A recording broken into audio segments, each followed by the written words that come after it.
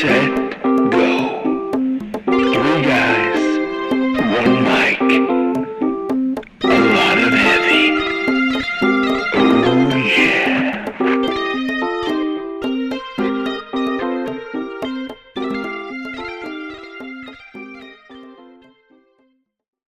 Hello, I'm Jeff Crenshaw, And I am Alan Burrell. and you're listening to Heavy Set Go. Whoa, whoa. All right. Are you thinking of roller coasters right now? Is that? I was thinking about airplanes in the night sky, but if they were shooting stars. I don't know what you just said, but I'm terrified to fly, so Oh, you are? I'm trembling right now. Do you have any juicy Alan freaking out on a plane stories? No, I try to keep it calm and, Keep it Carmella. yeah. What? Yeah. All right. It's a reference to a rap song I heard. Gotcha. So, I know who they're referring to, I believe. who? The basketball player. That could be. Melo. Yeah, sure. That Carmelo Anthony? Yeah. Could be. That's right. I bet it is. I bet he's super chill.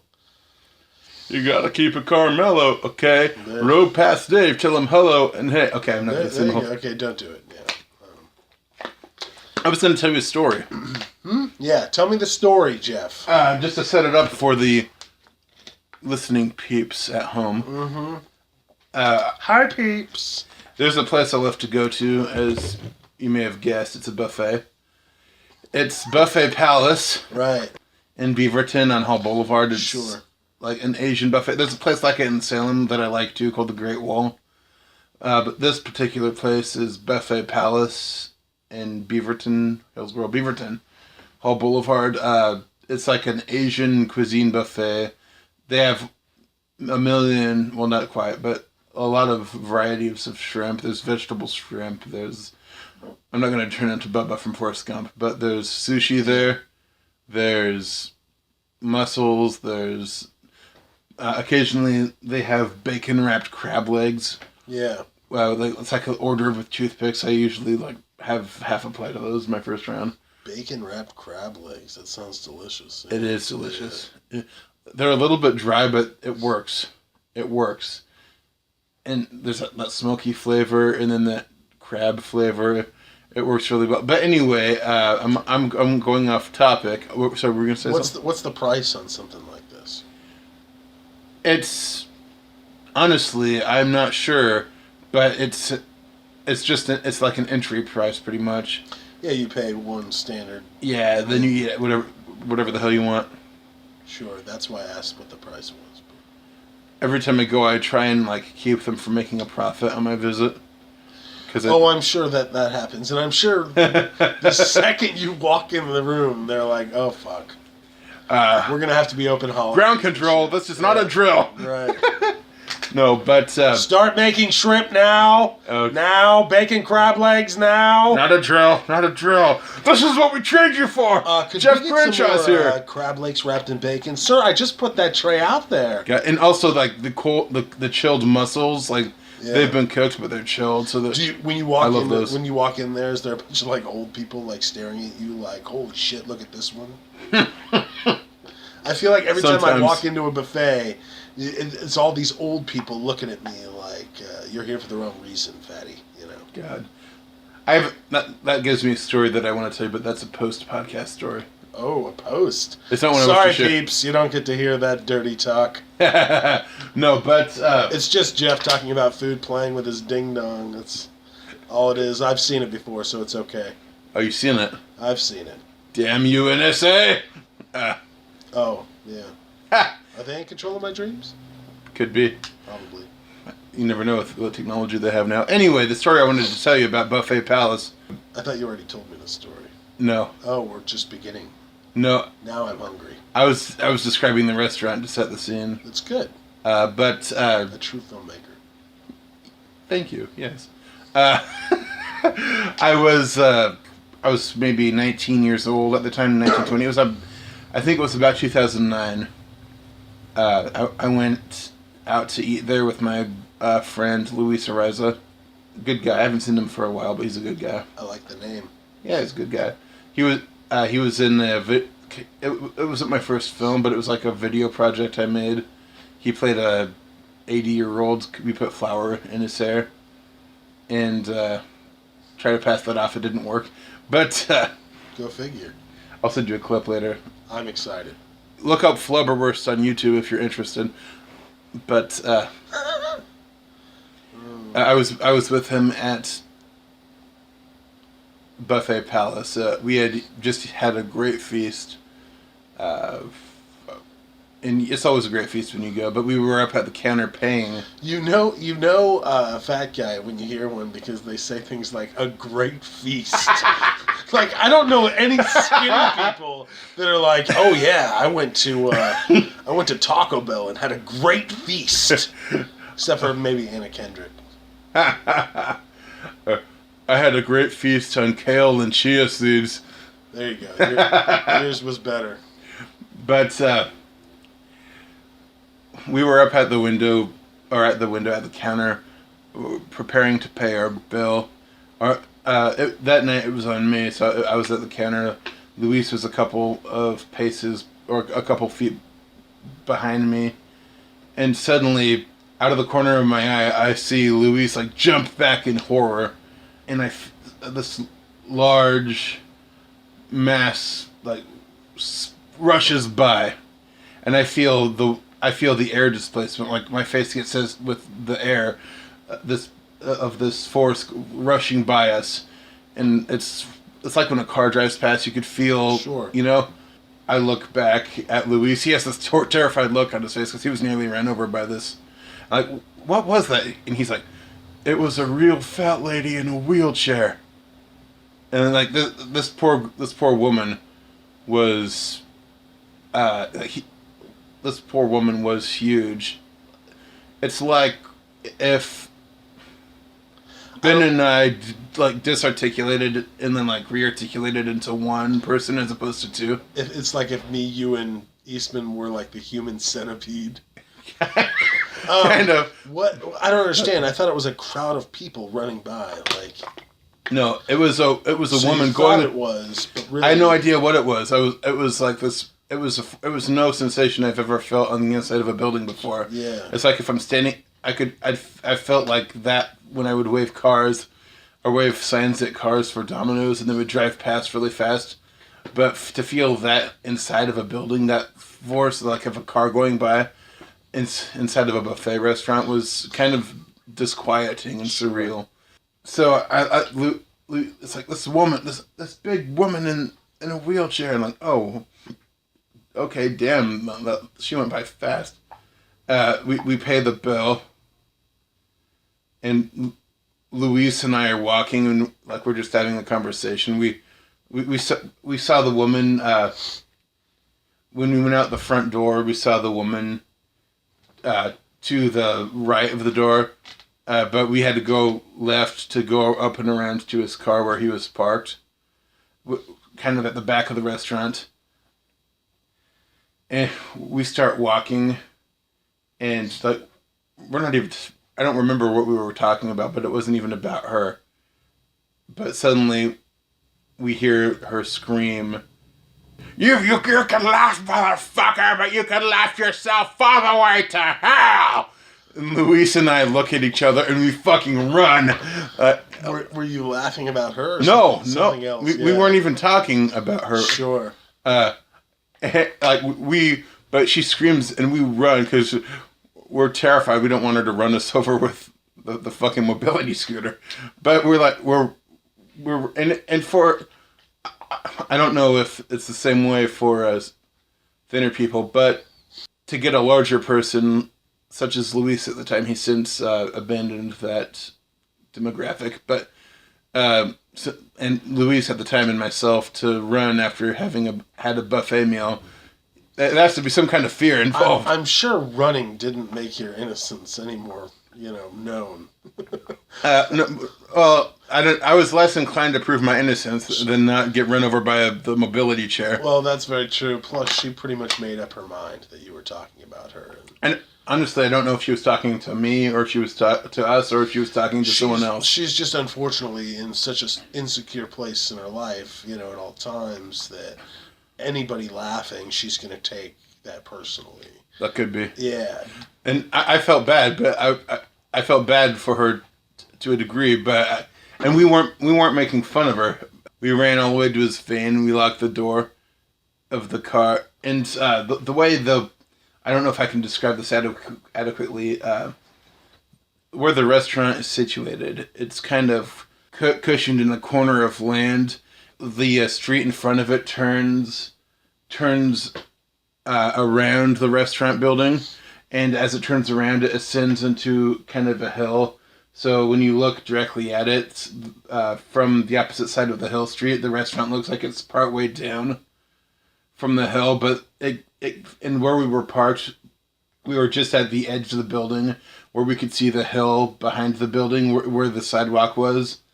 As we're running towards the car, we hear this like that unmistakable whirring sound, and we're like, "Fuck!" We jump in, we close the door, and like 2 seconds later, this woman is doing like 30 miles an hour up the sidewalk in that mobility scooter. I want to put this sensitively because I'm a very large person. My best friend is a large person. You're somewhat large, so we all. I get a somewhat large. You're still within the realm of social acceptability. We're all in that realm, and don't say that to my doctor. Well, They'd be like, "What are you talking about? This guy is not somewhat fat. He's fat." Well, your doctor would understand the general relativism of the situation, but anyway. But anyway, the point is, I want to put it delicately because I don't want to come across as demeaning this woman. I understand that. I never thought I'd ever see anything that big move so fast. Wow. I was like, damn, Louise, she's making tracks. She's going really fast on that scooter. I thought those things moved at 2 miles an hour. Yeah. And I was like, yeah, she's Speed Racer. She probably tricked it out or something. For sure. But I remember laughing so hard when he referred to her as Speed Racer, like her mobility scooter. But she came around the corner into the parking lot where we were. Yeah. And she rode past us, and there's the restaurant, and then there's a strip mall. She was going down the street of the strip mall. To the best of my knowledge, she was heading to the other buffet afterwards. So I'm like, all right. One buffet to the other, right? Yeah. I wish I had that much. Trying to get herself off this planet as soon as possible. Maybe, but I don't think I conveyed how horrified how horrifying it was. Like her yelling at us, like, yeah. And she could have committed vehicular homicide in that restaurant if she had hit Louise. Sure. That chair made tracks. Oh man, I've never seen a chair do that before. I did a show. It was a music show back in a long time ago. And it was at this cafe called Marcy Baking in Lake Oswego. And there was like somebody in the bathroom, and this heavy woman went back there, and she had to put a tampon in really bad. Oh no! And I just they were like, okay, and it was like in between sets, so I like went to the back to kind of wait. And I went to the back, and she couldn't get in the bathroom. So right there, I just turned right as she dipped, in these spandex pants, put her arm up her pants, like she was making stew. And oh man, it was a rough time. It was a rough time in my life. Were you a gentleman? Did you offer help? There was no motor scooters, but I did offer to help. Okay. I'm a gentleman. What were your exact words? I said, here, wipe your hands on this. Oh, on your sleeve. No, I didn't really help. Are you kidding me? I turned my head and gave the woman her privacy as needed. I feel it's a sensitive thing to make fun of, but it was an awkward moment for me. Oh, absolutely. I feel like she shouldn't have objected other people to that, but if you can't get in the bathroom, do what you got to do, right? Yeah. I'm here to help. It's okay. I worked for Disney. Right. I will sing you to peace. Ha ha ha ha. Put that tampon in. I won't watch what's happening. Just know it's normal and everyone does it. Not me. Not me.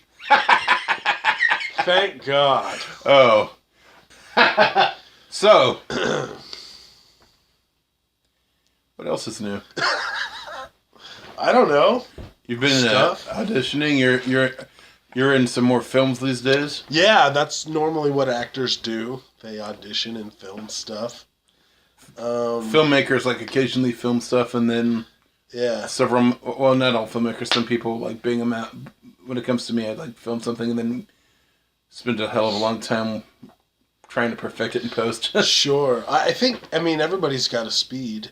We all, in the film community, we all have a choice of at what rate we work. And it's healthy, I think, to do it at a slow pace, to not, So, yeah, just whatever happens, happens. Enjoy your life first, Yeah. and then enjoy your career and ride second, for sure. Oh yeah. Yeah. Oh yeah. Bring them together. Absolutely. Gotta have a balance. So, a little while of filming intensity, then a little longer of editing. Yeah. I think I don't have to worry about those stages, so I don't. not yet. Not yet. Not yet. But I think our little project is going to turn out pretty well. Your documentary? No, our Truffle Runners. Oh, yes. Although I think the documentary will turn out well too, but it's too early to really make a determination. Sure. Working on several scripts right now. But who wants to talk about their filmmaking project? Yeah, no, we don't need to do that. Let's not do that. Okay. So, name a restaurant that you like that you haven't talked about before. A restaurant I like that I haven't talked about before. On the podcast, I mean. Oh, well, I haven't talked about Mongo Grill. Oh. But we have talked about that in, beforehand. So. Well, Mongolian Grill's fair game. I was just there the other Chang's Mongolian Grill. The greatest restaurant ever. I love that place. Superfood, yes.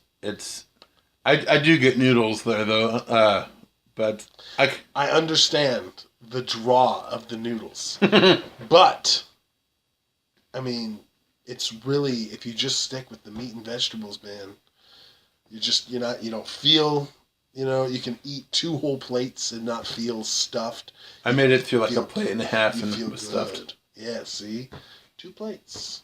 Wow. You still feel good if you don't eat the noodles or the wraps. I add the noodles for logistical reasons because if I don't, it'll take me forever to get to the other stuff. The noodles it's like a drying net when you put your fork in the noodles, it kind of draws in the meat and everything. And otherwise, you just have to stab each and every piece of loose. I use chopsticks whenever possible. So. Forgot they had chopsticks. That plum sauce, though. Ooh-wee! My God. It's the best. It is. Yes. It doesn't quite taste like a natural plum does, but whatever it tastes like, it has my number. Actually, I think I do use a fork there. I use chopsticks so often. I eat my tuna salads with chopsticks. Really? Yeah. Salads are great. You should all be using chopsticks with salads. I don't mean to tell you what to do. You do whatever you want. Oh, thank you. I wasn't talking to you. Oh, okay. Yeah. I finally figured out how to use chopsticks a few years ago. I'm still not great at it, but if I put enough concentration in it, I can pick up a large piece of meat or a large leaf of kimchi lettuce.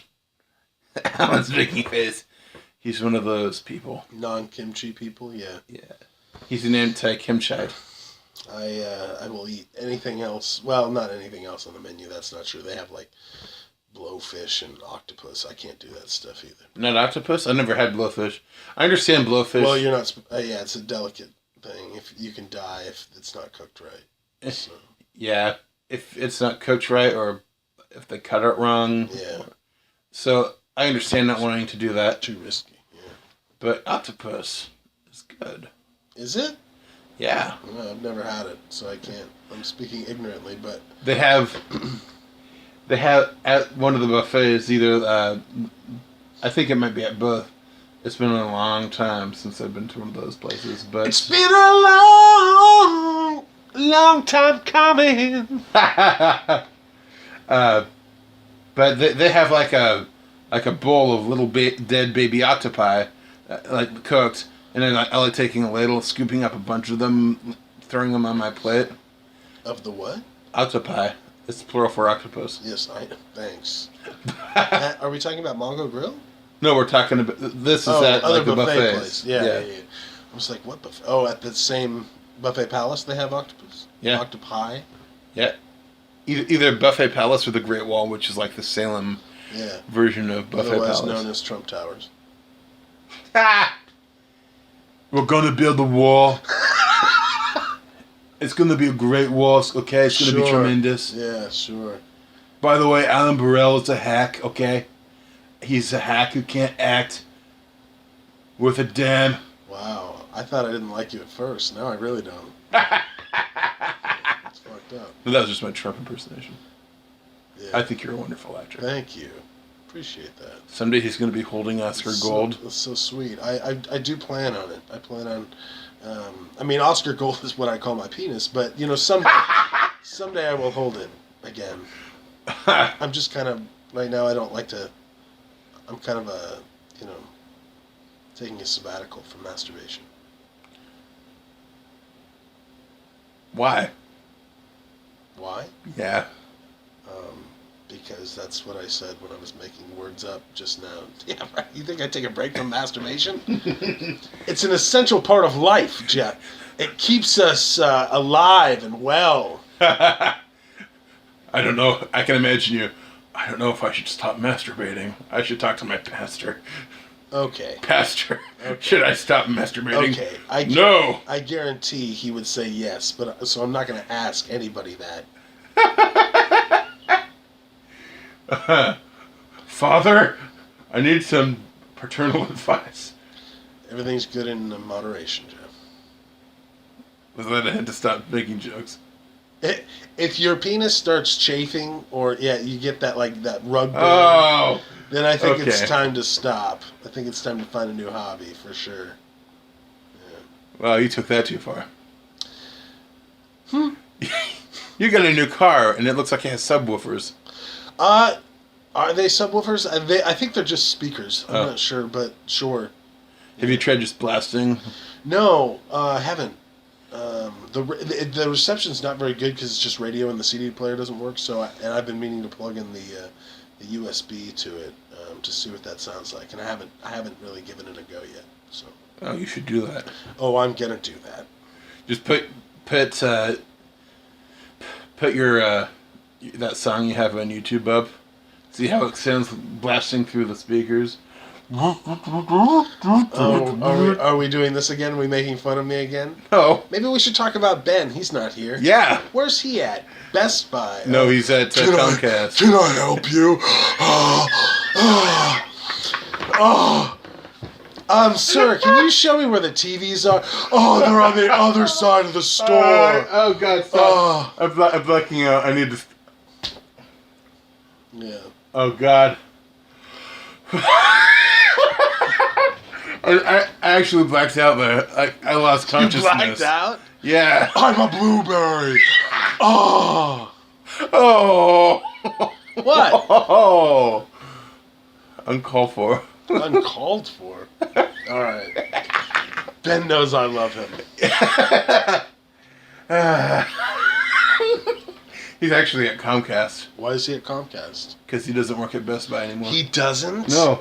You just made me sound like a fool. Wasn't that your intention? This podcast is over. Hey. Not really. So let's start again. Hi, welcome to Comcast. How can I help you? Sir, my HBO is not working. Oh. Is he working? Is he a technician? Does he go door to door, or is he's in the call center? He's a phone dude. Yeah, wow. He had to go. How does it feel working for the devil, Ben? Jeez. Oh, He likes it at Comcast. It's a good job, Oh, I'm sure it is. but I'd rather work for Trump. really. No. All right, Alan. What can you do for me?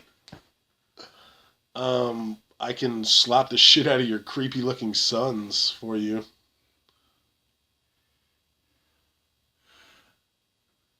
I don't think I like that. Alright. Can you slap Rosie O'Donnell? Why would I do that?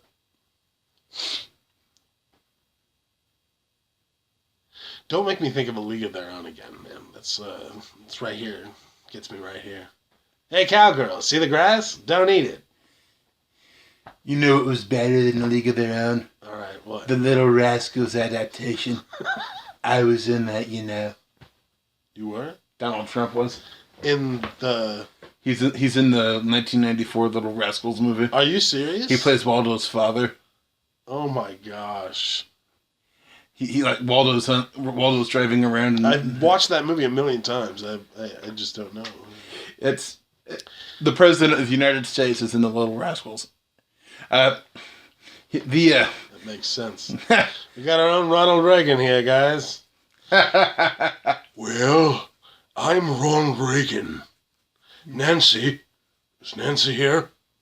I was actually a couple months back. I was talking to them about this movie I saw. It was called Killing Reagan, where Tim Matheson plays Ronald Reagan. It's about the attempted assassination. God, it was horrible. Like, Tim Matheson was great, but everything else was awful. Yeah. And usually it's kind of like what you did. He's like, well, mommy, but yeah, I don't have a Ronald Reagan impersonation. Just that one thing. Well, I'm Ronald Reagan. Hello, kids. Isn't it sad about the Challenger? You should stick to Trump. Well, Okay. No, but I kind of talked about it a little bit on another podcast, but I hated this movie. It's like so cheaply done. The guy that played John Hinckley did a bad job. There's a scene where they're filming. It's like it's supposed to be as it's happening news coverage. They're filming a TV and the president was hit. Oh my God! Like, that's archived news footage. But and it's like a TV from the 80s filming it like as it was happening. But they left a logo like mediasource.com in the corner where they got the archive footage. The logo is plainly visible. So it's obviously that wasn't there when the footage was originally broadcast. There's a scene of Jimmy Carter and Ronald Reagan debating, and when they're showing Jimmy Carter, it's the actual Jimmy Carter. They're showing it through a TV screen. But when they show Ronald Reagan, it's Tim Matheson as Ronald Reagan. And when they show Jimmy Carter, it's like that 1980 television camera, which was used obviously at the time. And when they're showing Ronald Reagan, it's like a digital camera that they're filming with, and they do nothing to filter it or make it look older. It's just it bothers me. It's distracting. Yeah. They made no effort to make it look like it was filmed on the same day as... I think too many filmmakers don't ask for notes. I've had some experiences with filmmakers that ask the actors for notes and what they think. And at first I was like, well, it's your project, But then I thought, you know what? Like, it's really, it's a collaborative, medium. It's and things like that. You think if they would have just maybe asked somebody that they trusted, maybe they would have said, this is distracting. And then voila, problem fixed. I think people are just so pride driven. They don't want to give up any control. And I think it can be a dangerous thing. Yeah. I think I have my my own philosophy on that is get other people's opinions. I think the director, clearly I'm biased, but I think the director should have the final say. Well, the director should always have the final Oh, say. absolutely. Well, or the writer in combination, but But I think what should happen is that they should get other opinions and synthesize, apply the suggestions of others, and try and see things through that prism. And if it works for you, make the alterations. And if it doesn't, don't. Oh yeah, always. Oh sure. Always try. And I think anybody should respect that. I mean, you give your opinion because they asked for it, but regardless what they go with, you should respect. I agree, absolutely. Yeah, if anything, if it's good for anything, it's to look for commonalities. If you have multiple people telling you something is distracting to them, chances are it's, maybe you should take a look at it. But on the other end, I'm not really a believer in where they bring random people off the street to show the movie. What did you like? What didn't you like?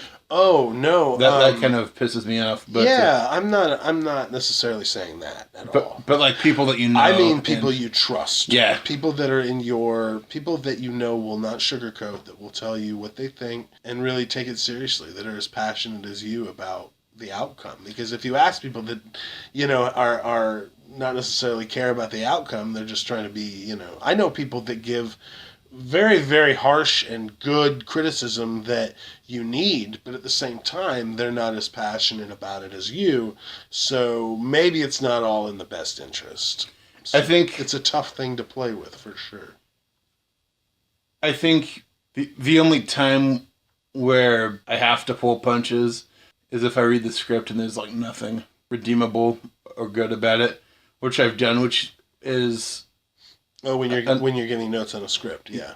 Which is an awkward situation. But when it's a flawed project, but there's stuff that you find redeemable, you tell them what you like about it. Say, I like this. I like this. I don't believe in like just barraging someone with, this really wasn't good, and here's all the reasons why it wasn't good. I like finding, because why would you want You're to? You're absolutely right. You don't want crush you someone. never want to do it. If you're doing that, they made a mistake by asking you to do it. Absolutely. Yeah, you should never be doing that. Absolutely. And that's not to say I don't accept frank, constructive criticism. I sent a script to one of my buddies, and he's like, well, honestly, it seems a little slow. It's 56 pages in, and it seems like the story's beginning. I don't agree with his assessment, but I don't think it... The way he said it, I don't think it was cruel. You respect his note, yeah. I respect his note. Sure. I'm going to, when I read it again, I'm going to look at it think about through it his point of view. Right. Because I do respect his opinion. And respecting one's opinion and agreeing with it are not necessarily the same thing, but the fact that I sent him the script to begin with is an indication that I do respect his opinion. Yeah. If I don't send someone a script, it's probably because I want them to be in the film at some point, and I don't want them to see it before it's perfected. But generally, if we've worked together, I'll send you whatever. Yeah. Or if we've worked together and I trust you, I'll send you. There's some people I wouldn't, but like Alan Burrell, he's a dick. Yeah. Well, people are really touchy. They don't even. You just never know, and nobody wants their shit to be. There's script stealers out there. There's people that. I mean, I don't really worry about that stuff so much, but I see it. People are very, very, they hang on to their shit. They don't want to, very reluctant to show anything. I mean, I know people that will give you the whole script, but then I also know people that'll give you a couple pages and take it right back, because they don't even want you to take those. Say you go in for a cold read, and you've got them in your hands. Most of the time, I guarantee they'll ask for them back. It's not just because they have limited copies and it's expensive and they need them, but it's also because they don't want those words leaving the room, which is super weird. So people, I are understand paranoid about it. Yeah, I absolutely understand that. Like you don't want some vindictive son of a bitch. Like, and they when you go in for an audition, they have no idea what you're going to be like. But you don't want them. I didn't get the part. Say, hey guys, this is the part that I read for. So fuck these people because I didn't get the role. Yeah, and unfortunately, I don't understand that because I would never. I have no, I don't believe in any of that stealing scripts or idea. I mean, there's some people that are sure, kind of below par. Sure, and it sucks that we have to keep our our guard because of those people, but that's always going to be the case. If you get if someone sends you a script in its entirety, that's a gesture of trust. Absolutely. And absolutely. And the trust being not that you will praise it to the moon and back, because you may not like it, and you're entitled not to like it, but that you will show whether or not you like it. You'll show respect. Yeah. To the effort that was made. Absolutely. It's a lot of work to write anything. Yeah. Regardless of where it is in draft stages, I mean, yeah. And B, you don't steal it or make public. Or make public, yeah. It's, I always, before I said someone in the script, I always say, all right, keep this confidential, okay? Not that that'll stop someone, but it gives me more of a, peace of mind. Yeah, sure. But yeah, it's been writing a lot. Good. It sounds like you have to. Yeah, I mean, I feel like this. My wife is a writer. That I feel like this. And she tells all the main thing you can do is just keep writing. Just write. And I've been reading a lot of screenplay books just to kind of yeah, I mean, it's good for you. Just kind of stay in it. And, but yeah, writing's a lot of fun. I feel like I started so terrible at it that normally I would have just kind of given up, but for some reason, some force out there wouldn't let me give up. It didn't matter. I didn't care. The force of will. I just kept writing, and I was like, well, I guess I'm meant to do this because I love it that much that I can write a script that sucks dick and continue on to the next one. Yeah, writing's it's a great medium. It's so much fun. The first film screenplay I wrote intended to be a film. I was a senior in high school. I wrote this film called Valedictorian Blues. It was going to have Ben Eastman and my friend Tally, both of whom ended up being the film I made instead, Truth of the Heart, which you've seen. Yeah. I wrote this script. I showed it to my friends. And they were like, wow, this is funny. This is the funniest thing I ever read. And I'm like, oh, right. I like this script. It's going to go places.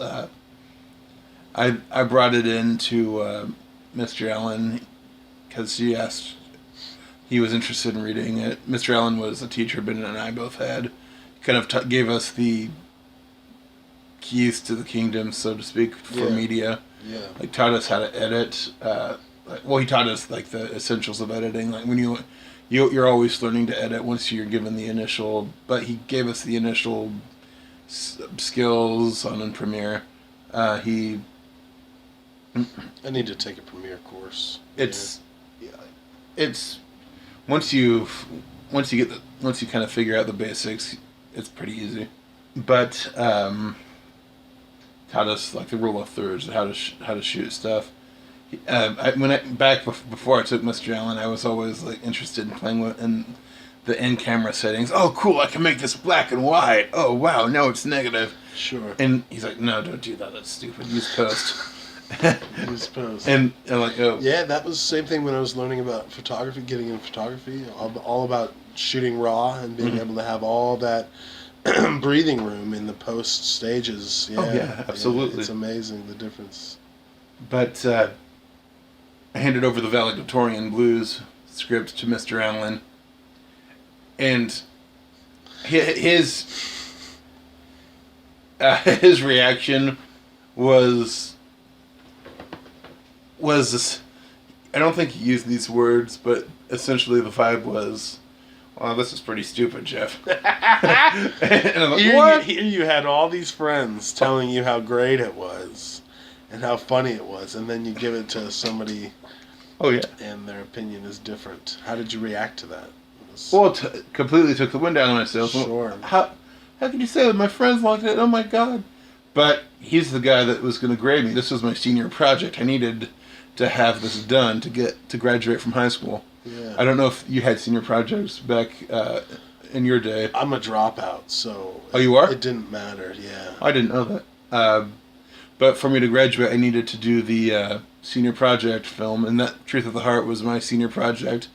I had to write a paper on it, then I had to write a senior project reflection, and blah blah blah. But he's like, yeah, it's no good. So I ended up like, Can I just real quick, if there's anybody listening that just heard me say that, I just want you to know that it is not. I am not condoning that.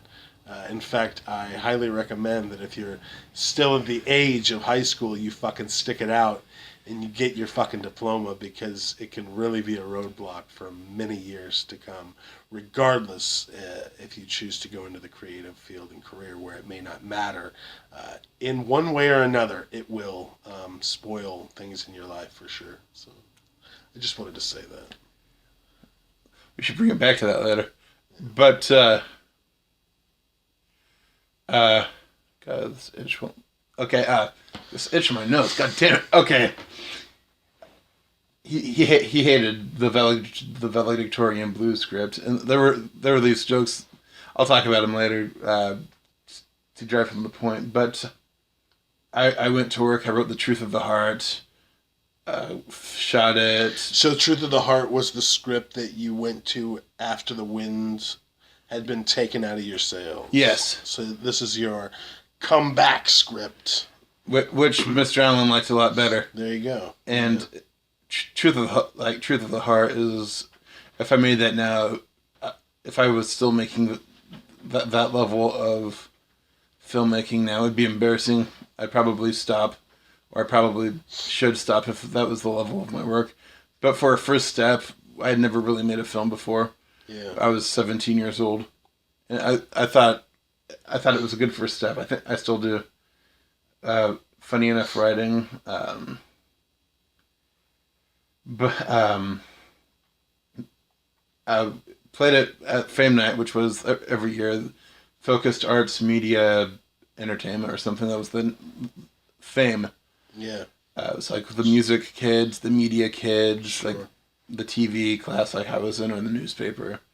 Can't Everyone. believe They had that at your high school? Yeah. It was an amazing high school. I feel like I was cheated by no, because I was in the arts, programs, but I don't. If we had film, I wasn't in it, and I definitely wish I would have. But yeah. They had a film studies class one year. When I took it when I was a junior, Ben was in it when he was a sophomore. Yeah. That's kind of how we met, honestly, was in that film class.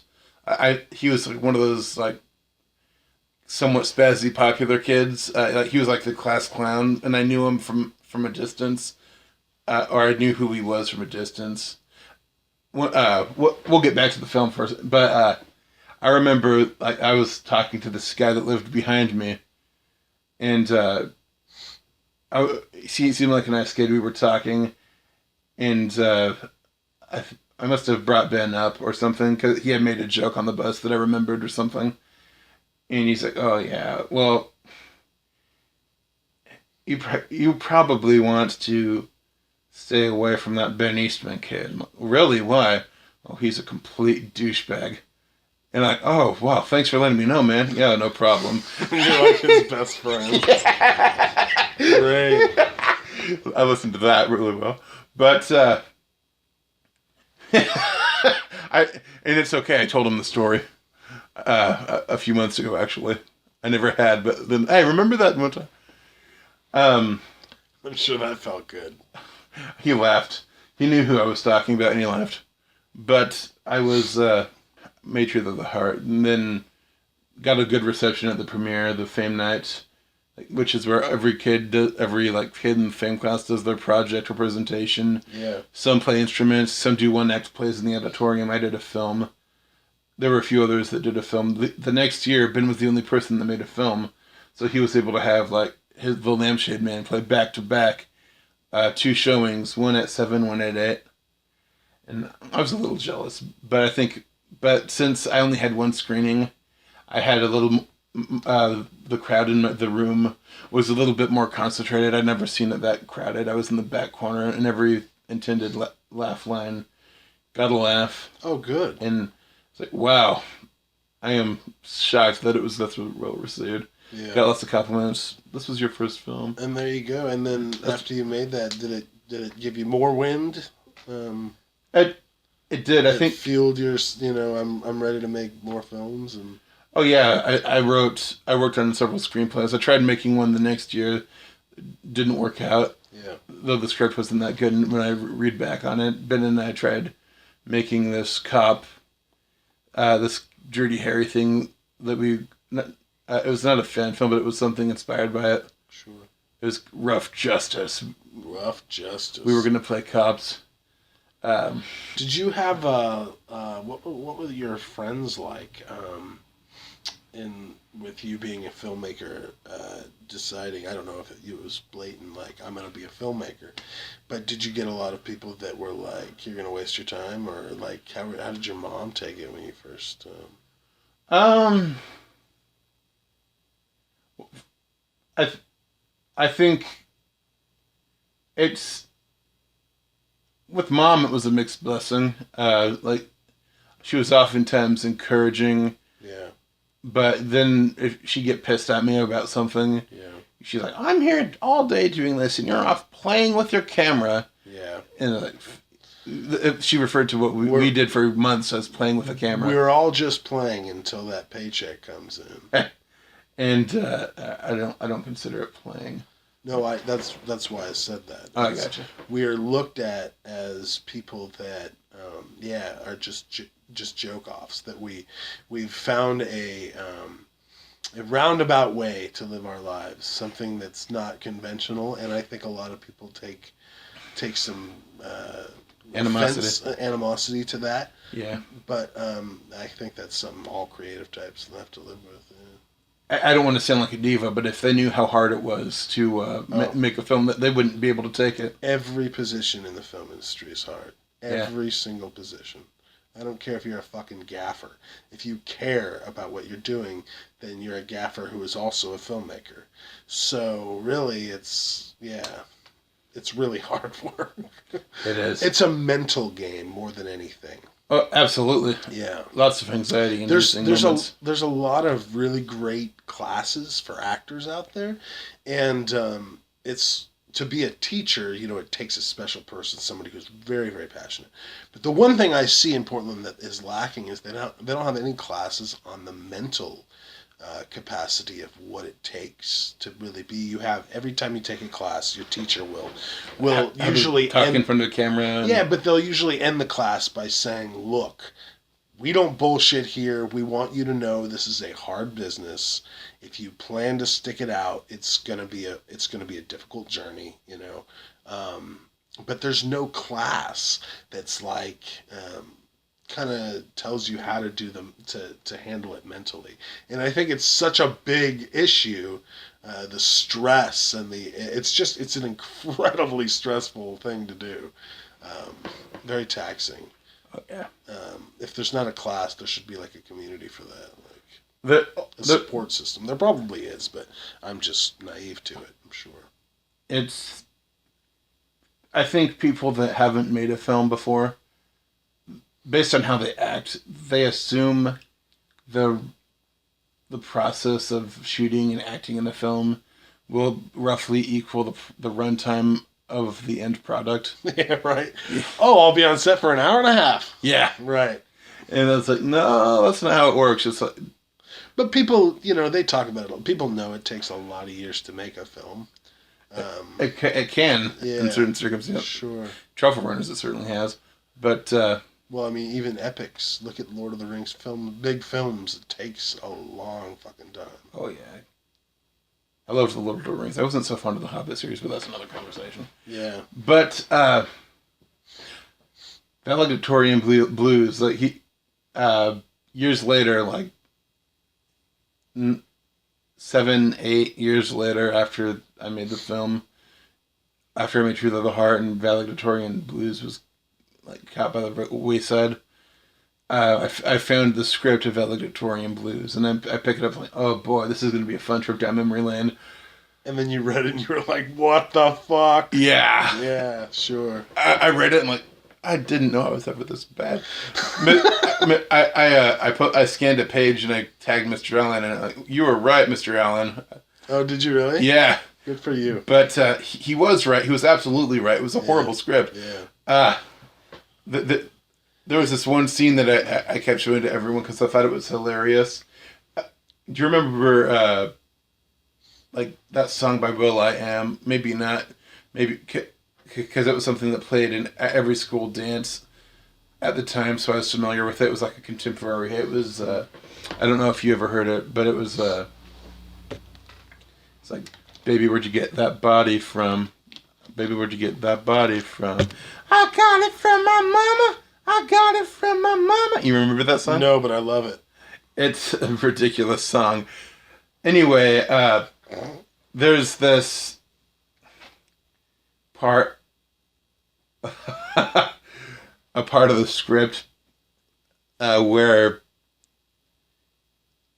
the main character is Timmy, and he has this bully, which would have been Ben, named Jake Christmas, and already I'm groaning.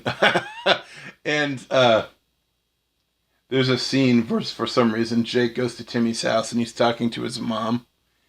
And his mom decides to give him ranch dressing or blue cheese dressing, which she knows he's allergic to. And he passes out and goes into anaphylactic shock. She puts him in a plastic bag, and when Timmy gets home, she says, you need to take this body out to the woods where no one will ever find it. And he's like, oh, Mom, I don't want to. He's like, you're going to do as I say, or else you're going to be punished. So he's out with taking the Jake Christmas character out into the woods, and for reasons, there happens to be a detective in the woods. For no reason that I came up with. He's just there. What do you mean? He could have been investigating another... That's not established. He's just there. Okay. In the woods. He's just there. I was a great writer then. And he's like, what you got there? And the body falls out and it's exposed. And the detective looks at him. He's like, what's your name, son? He's like, Timmy. Timmy, where'd you get that body from? And he's like too scared to answer. Timmy, where'd you get that body from? Timmy, where'd you get that body from? Timmy, where'd you get that body from? And then he finally breaks down. I got it from my mom. I got it from my mom. I guess if you knew the song, it would be very funny and relevant. Oh God. All the kids at school loved it, and then sure. At the time I read it like, this does not necessitate this, no. But that's sad because that sounds like something I would write. maybe it would have worked in a better script. Yeah, it's a fun. Yes, I mean your script it better not be based on that, but or yeah. But there was not much to it. It's stupid. Well, I've heard people say that throw away your first couple of scripts. I've heard people say, your first million words are shit.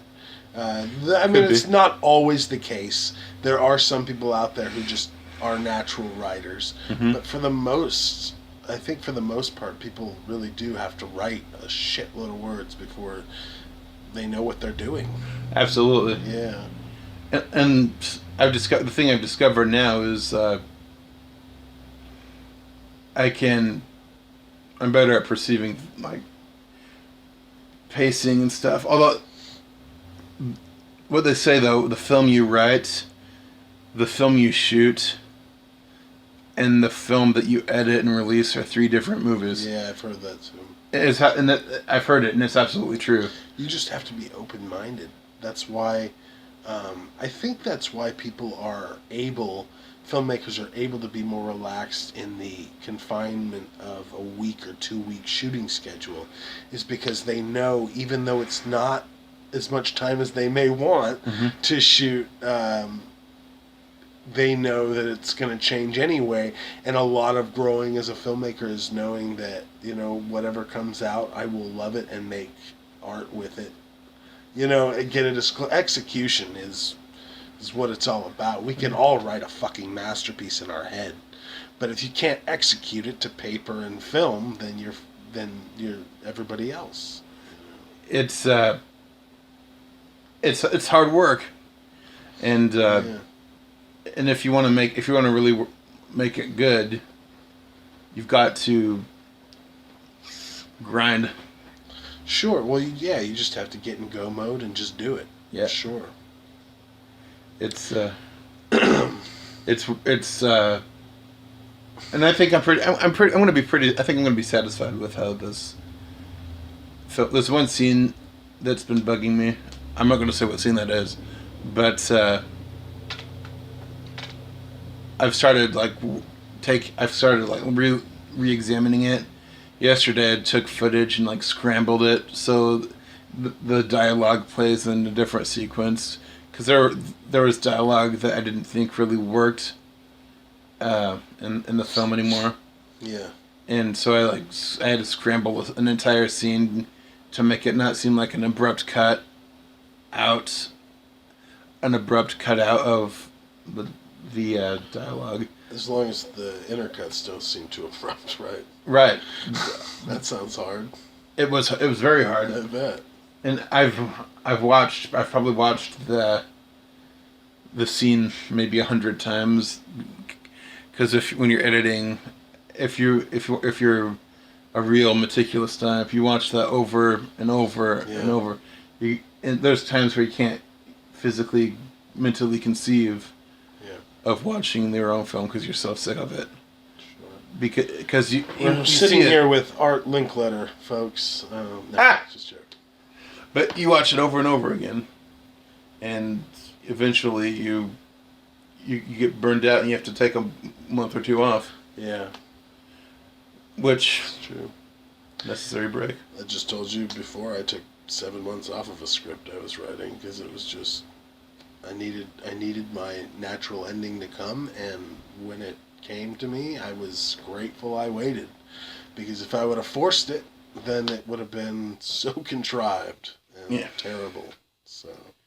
And sometimes you hit a wall, but when you're writing a project and you get that moment, there's nothing like it. Oh no! Because you're like, it's like a high. It was meant. This is exactly how then you couldn't see it any other way, and it is a high. It's a very, very much an adrenaline rush, and it's great. Absolutely. I was telling you, there's a script that I finished before, but there were certain things that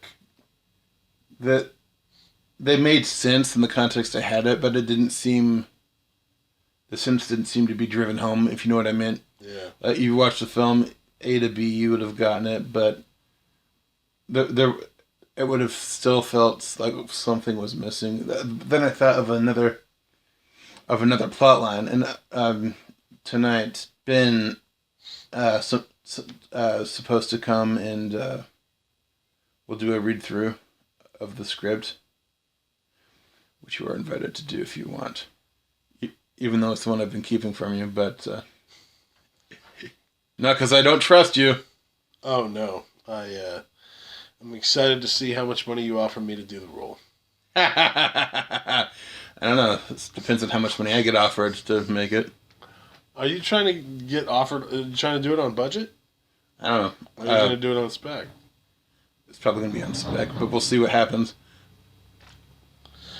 Well, either way, I am anxious to see the script. So, I think it's one of the best I've written. No, you and Ben's style is it's a good style. You guys have a very I don't know. It's that almost a hybrid of in between horror and thriller and drama. I don't know even how to do it. I think there's comedy elements in everything. So to write a comedy is, if you're going slapstick, sure, but anything else should be written from the heart of the moment first and foremost. Yeah, But all your short films kind of have that similar tone, and even Mystery Spot is very much like that. I love Mystery Spot. I do too. I love it. I really do.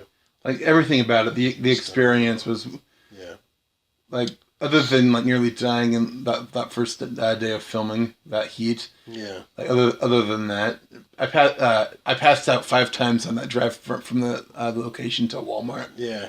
Other than that, like, nothing but fun memories of. It was a great shoot. It really was. I have one of my favorite pictures I have is actually from that, when we're all on the back deck. Oh yeah. I don't know who all is in the picture. I know I think it's Tyler is. Tyler, Calvin, you, and Brian. Yeah. It's Scott. That picture's it was a good memory. And Chancia, of course, of Door. She's an amazing actress. She was fantastic as a producer, and I remember she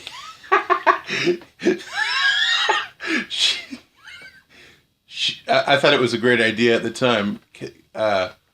She came up with the idea of of you not seeing what was in the trunk of the car, because she wanted a genuine reaction, like with your improv. She's like, Alan will come up with something brilliant. He's if we don't show him, he's going to be really surprised at what he sees, and his reaction will reflect that. And what do? Yeah. You open the trunk and you do a fucking pratfall. Yeah. It was the most forced thing I think I've ever done. But it goes to show what acting really is. Oh, yeah. You can't just say, well, I'm a natural person, I'm going to react how I react. You can't just say I'm an actor because I do that.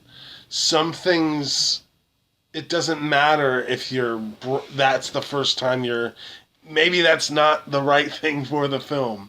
And I think it was an experiment. And I think and I liked the experiment, but I think it had been worked up enough to where I'm walking in the desert thinking of what's in the trunk. You know what I mean? Yeah. Like, I see everybody up by the car prepping the trunk, and I'm like, I'm not going to react naturally to this. I'm going to be expecting something, you know? That does make sense. Maybe we should have prepped it when it would have been nobody said a fucking word, and Ben had said the direction was go to the trunk, open the trunk as a random direction, I would have probably been like, what the fuck is this equipment doing in here? Not fall to my knee and, oh, I just saw my mother shot. You know what I mean?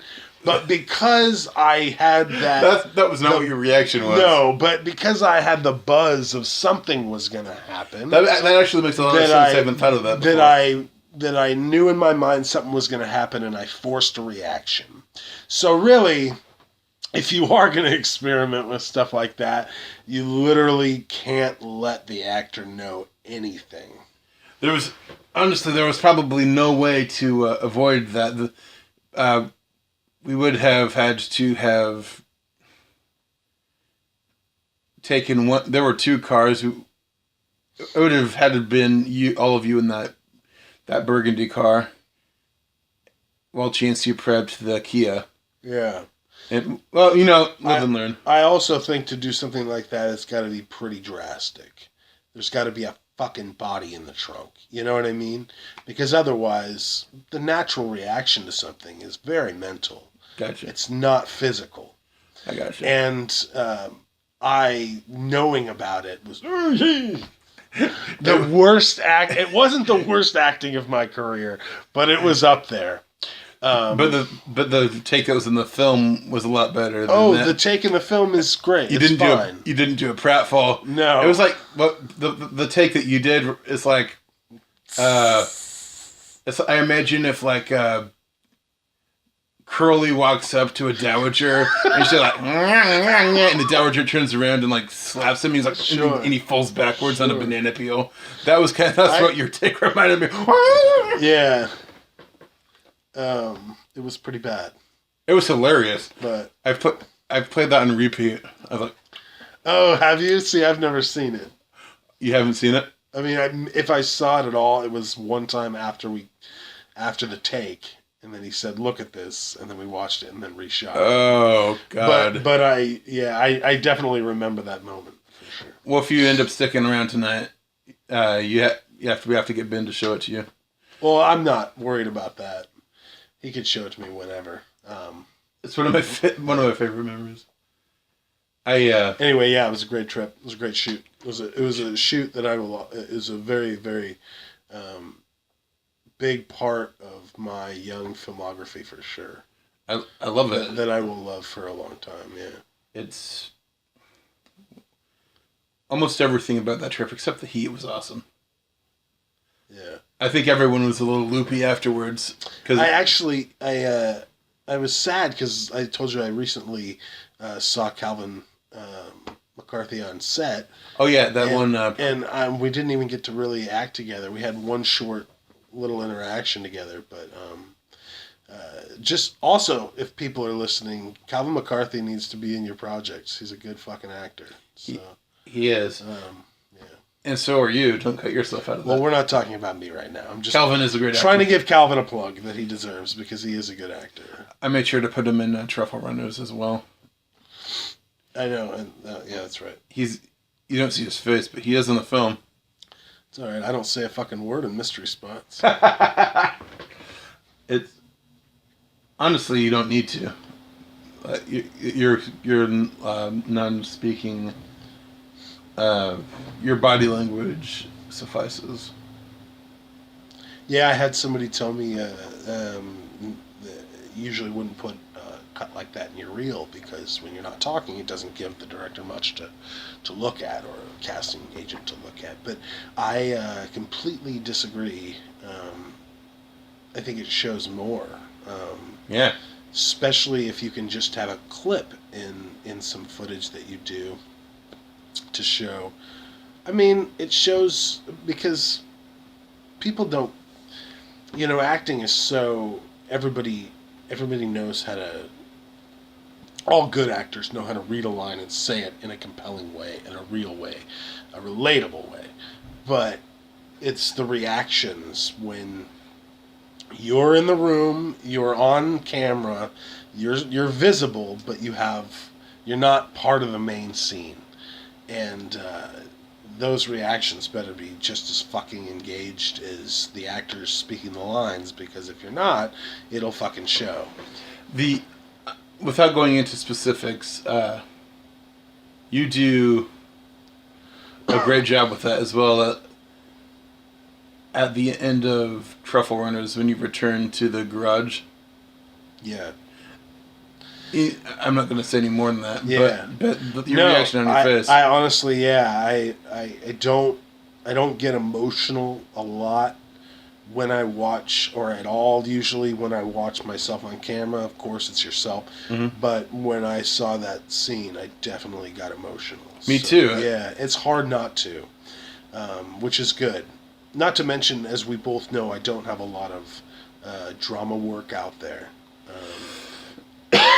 at this time. You will. And so, I know I will. I'm already working on some other stuff that I'm excited about. But yeah, it's the same thing. Yeah, it's a good scene. It's a great scene. I love it. You're a great actor. Okay, we're done with this. Thank you. Alan Burrell. I'll suck your penis later. Don't worry. Okay. Okay, I'm not really going to do that. Alan Burrell. Okay, maybe I am.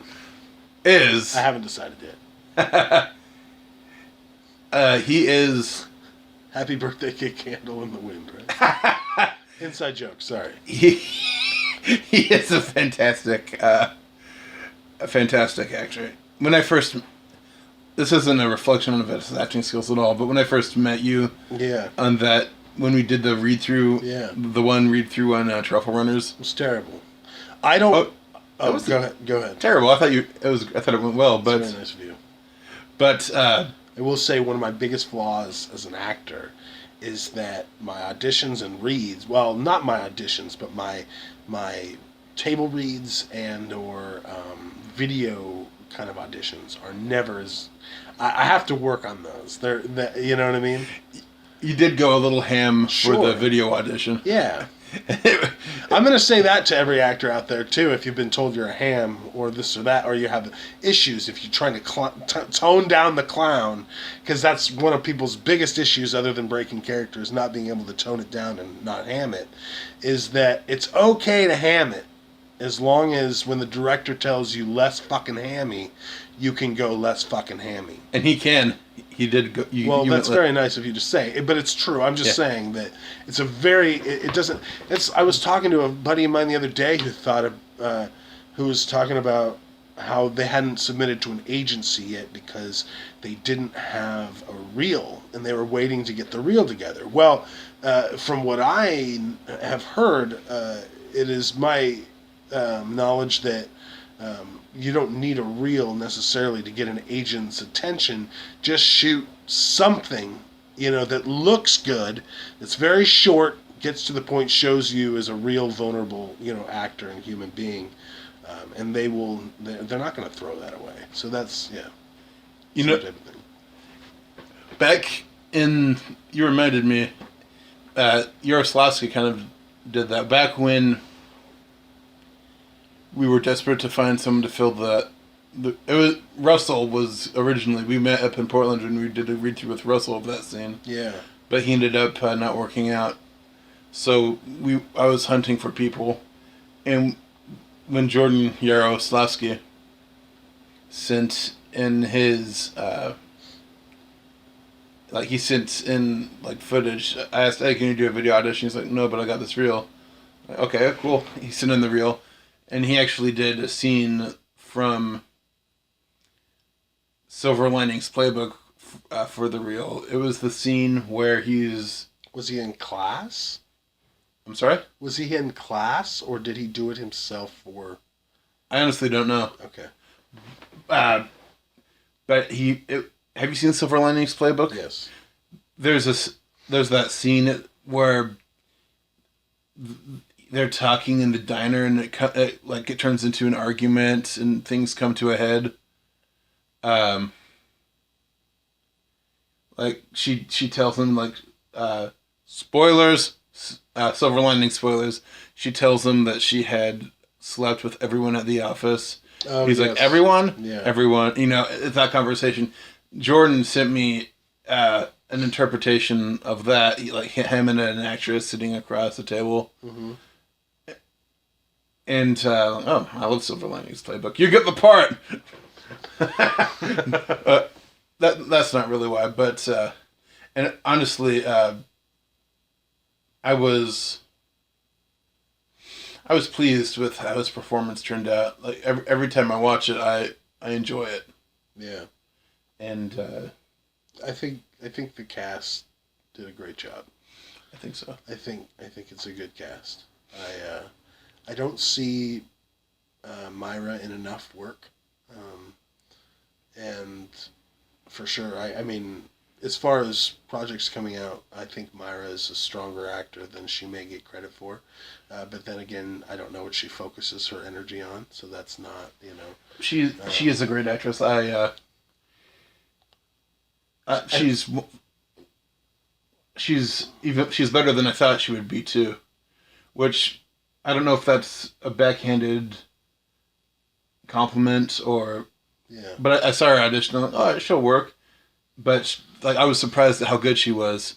And I'm not trying. Very honest here on the podcast, folks. Well, I'm not trying to insult her because I think she did a wonderful job. Yes. And I'm like, wow, that was beyond my. Yeah, there were moments expectations. where I felt very, very connected to her during scenes. So, absolutely. Yeah.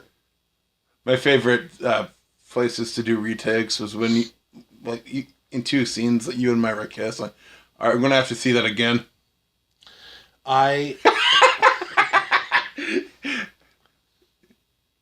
What, the kiss with her? Yeah, it was all right, do it again. But it was the kiss with her was so it was just so innocent.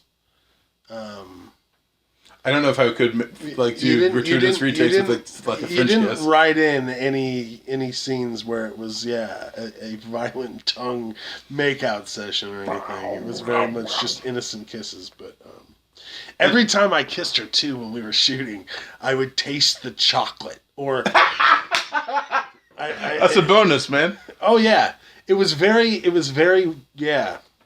It was funny. Remember, I think it would like tickle my lip or something like that. there's that once that chocolate, it has a very specific texture. Yes, it does. And man, I've had those Lindor truffles that we use, like Lindor lint truffles in the film, passing off like $15 worth of truffles as $4,000 truffles. But the magic of movies, kids. But no, that is one thing I will give you flack for on your podcast right here. Go ahead. Is that, I mean, these little fucking chocolate balls, like rolling around a wooden box, completely ridiculous. If you're gonna give production value to your film that's called Truffle Runners, your truffles should probably be a focus of garnishment of what they look like. The affordability was a big factor. No, I understand. I I understand the financial issue, and the budget was really, really micro, but or non-existent, I guess we could say. In pocket, negative. IMDb says it was $2,000. I don't care Which what is a lot. I am. Yeah, that's what I spent in gas money. All right, fuck that. But that always to me was like, it wasn't that bad though. I think it's because we were fat guys and we just kept eating them. So the more we ate them, the more they'd roll, the more space they had to roll around in the box. It was... God. But I've had when I eat those are incredibly rich. Yeah, they are very rich. You eat them and you eat a couple and I'm worn out. But I had Myra probably ate like enough to make her teeth hurt. 10 or something. And I'm like, ooh. After a while, she's like, Jeff, I can't eat any more of these. I'm like, okay, cool. But we got enough shots of... Jeff was like, that's all right. I'll take them. I can do what they did in Rogue One with that dead guy's face. I could put Myra's face on my body, and I just yeah. I don't have that budget or that low dignity to do that cheap stunt, but those things were rich, and she ate a lot of them. And she was so sick, every Claudia, because we didn't shoot the whole thing 3 times, but we shot that scene is one of them that we got 3 times. Every single person that played Claudia hated chocolate afterwards. Yeah. At least for a while. Sure. And that's hard to do, make a woman not like chocolate. I know, right? Yeah. That I consider that Fuck kind of you, a Jeff. badge of honor. Weaning women off chocolate. Right, sure. I was going to say I'm an expert wiener, but that sounds wrong. No, that sounds about right. Fuck you. Looking to wean yourself off chocolate? Look no further. Jeff Crenshaw's number is 503-754... I'm not that cruel. Here comes the wiener. That's a stupid joke. Man, that makes me think wieners, though. Makes me think of my favorite pastry in Korea, and as odd as it sounds, is this it's like this pastry with cheese, right? But then it's got a hot dog cooked into it with onions and ketchup on top. Mm-hmm. And it sounds disgusting, but it's actually really fucking good. Oh, man. It sounds really good until you say ketchup. Well, I'm not a ketchup guy. It's cooked. I don't even know. It's just enough for a garnishment. It's not a lot of ketchup. I quit eating heavy loads of ketchup years ago because I had terrible heartburn. Really? Oh yeah. Wow, I didn't know that. Bad heartburn. I quit eating it because I don't like. I could, if there's a little bit on a burger, I can kind of tolerate it. Yeah. Because if there's a ton of other stuff. Yeah. I switched to ranch dressing. Oh, yeah, absolutely. That's my weakness. Yeah. I love ranch. Honestly, my preference though is blue cheese. Okay, we're getting back into the food, That's fine. which is fine, but Blue cheese with. Oh, story for you. oh god. A week ago or so, my father and I went out to Seaside. Nice. My aunt, my generous aunt, has a timeshare at this place called Worldmark Resorts, where she gets to spend so many days out of the year staying at this resort. She gave us a few days at the Worldmark in Seaside, which is right on the beach, and Nice. we went there. And one of the days we were there, we went to we went to this place, the Big Kahuna Burger, which was excellent, by the way. You've been to Seaside before, right? Yeah. My sister used to live there. Oh, really? Lovely. Sorry, lovely little town. It's not really an Oregon beach town to me. It's more of an upper. It's like it's too nice looking. I'm all about the like Rockaway area where it's like a dumpy beach town. You know, you feel like home. Honestly, I nostalgia. love all of them for different reasons. Yeah, all right. I like Fair Depot enough. Bay. I can't say that because Depot Bay. Oh. It's like there's like a tourist town street with restaurants and gift shops. Yeah. Across the street, it's just a rock wall, and then the ocean. I like Cannon Beach, and that's pretty kept up. That's a nice beach. I've been there a couple times, I think. Yeah, they've got the theater. But anyway, do you remember Bebop Burgers? It's like that 1950s burger joint on the main stretch of Seaside. Mm-mm. Well, there's Bebop, and you take a walk back through this alley, you get to Big Kahuna Burger. Dad and I go in there. Yeah. He orders crab patties. I order a teriyaki burger. The Big Kahuna Burger. Yes. Which was really good. Pineapple, I'm all about that. Jeff, tell us again what you ate. The Big Kahuna Burger. Pineapple teriyaki sauce. Good stuff. Got a set of fries. With blue cheese. But really quick, Mike Pence was giving a speech on TV, and there was this guy, and regardless of politics, Mike Pence isn't exactly the most energizing person on earth. He's like a faculty member from a John Hughes movie. Like, I picture him like the principal from Breakfast Club aged and turned into Mike Pence. That's how I imagine. Interesting.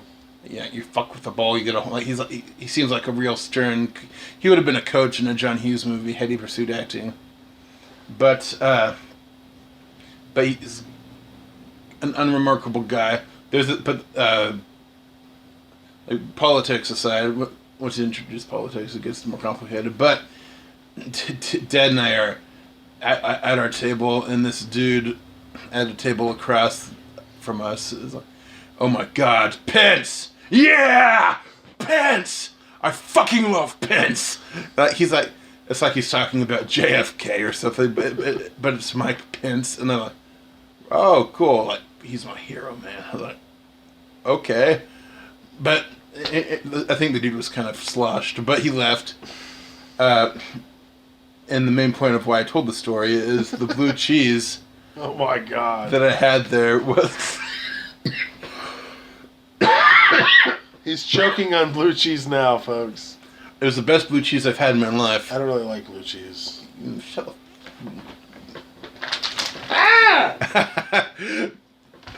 But it was the best I've had in my life.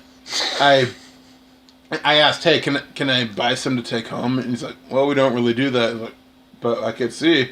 And he calls up. He gets some woman to come in, and for $5 they sold me a tub about half a quart, a quart. Nice. And man, that was gone in a week. I wonder if they do that with Red Robin, because they have the best ranch dressing I think I've ever had. Oh, they do? I mean, there's certain places that are pretty similar recipes. The Clubhouse and BHH. I don't know if you've had that. A lot of places, I guess, have that good ranch, but in my opinion, the wow factor when it comes to ranch dressing, Red Robin. Red Robin. When I'm at Red Robin, the sauce I'm all about is the bacon aioli. Have you had the bacon aioli? Mm-mm, but I'm sure it's delicious. Oh my god, Anything with bacon is delicious usually. it tastes like bacon, and some people might think it's kind of a cold sauce, but you think cold bacon ground in the sauce. I mean, that doesn't sound, but no, it's good. It is good. I'm all about it. My mom always goes for that sweet Thai chili sauce. Yeah. I'm all about that bacon aioli. Now we're just hungry talking about food. I think it's a great time to wrap up and take it to the next step of our day of fun.